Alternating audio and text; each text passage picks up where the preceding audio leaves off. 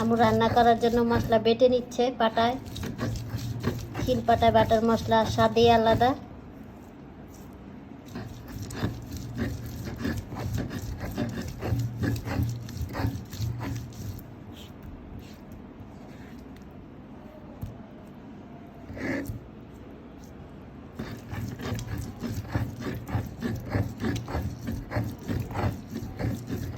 আম্মু এখন পেঁয়াজটাও বেটে নিচ্ছে। বাবা যে ঝাঁস,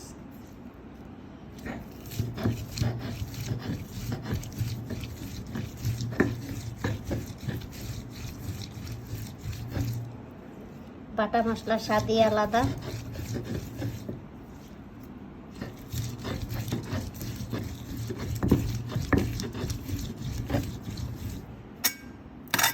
আমার কি সুন্দর করে কাঁচামরিচ কুটে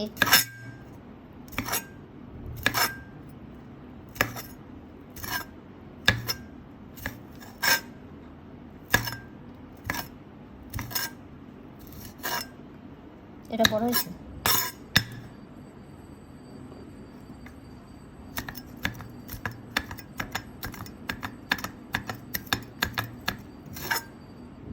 আমার আম্মু সব পারে।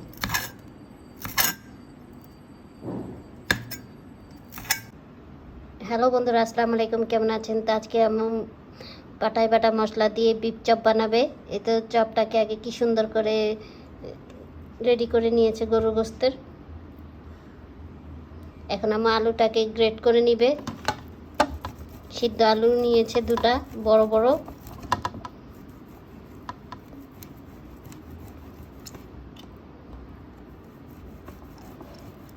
এখন আম্মু আলুটা গ্রেট করে নেওয়ার পর ডিমটা গ্রেট করে নিচ্ছে।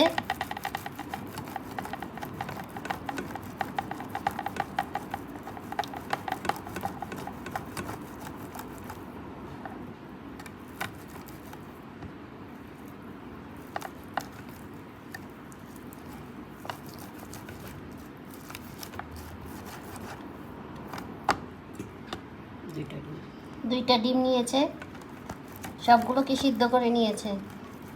আম্মু সব রেডি করে নিয়েছে। এখন জিরার গুঁড়া দিয়ে দিচ্ছে।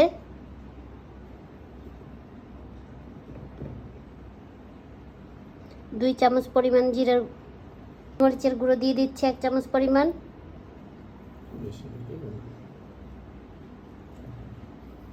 স্বাদ অনুযায়ী লবণ দিয়ে দিচ্ছে।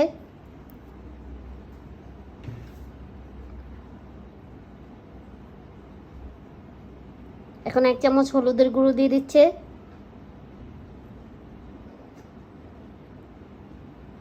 এখন 1 চামচ মরিচের গুঁড়ো দিয়ে দিচ্ছে। 1 চামচের মতো রসুন বাটা দিয়ে দিচ্ছে। এখন 1 চামচের বেশি পরিমাণ হচ্ছে পেঁয়াজ বাটা দিয়ে দিচ্ছে।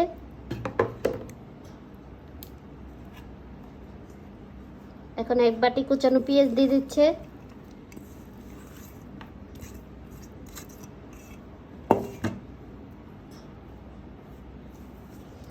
এখন ধনে পাতা কুচি দিয়ে দিবে।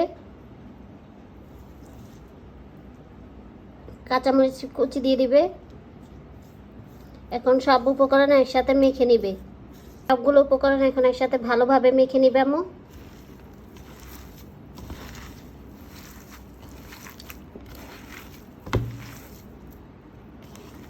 মাখা হয়ে গিয়েছে। এখন একটা ফ্রাই প্যানে তেল দিয়ে তারপর ভাজার সময় আপনাদেরকে দেখাবো।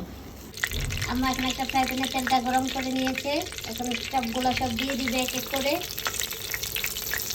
আম্মু দিয়ে দিলেও হয়ে যাওয়ার পর তারপর আপনাদের সাথে শেয়ার করবো। তো কাবাব ভাজাটা হয়ে গিয়েছে, একদম পুরো হয়ে যাওয়ার পর আপনাদের সাথে শেয়ার করবো। তো আমাদের কাবাবটা হয়ে গিয়েছে। আজকের পর্যন্ত এখানে। সবাই ভালো থাকবেন, আল্লাহ হাফেজ। যারা যারা আমাদের পেজ থেকে দেখছেন তারা অবশ্যই আমাদের পেজটাকে একটু শেয়ার করে দিবেন যাতে ওনারা দেখতে পারে। আর যারা যারা ইউটিউব চ্যানেল থেকে দেখছেন অবশ্যই ইউটিউব চ্যানেলটা সাবস্ক্রাইব করে পাশেই থাকবেন।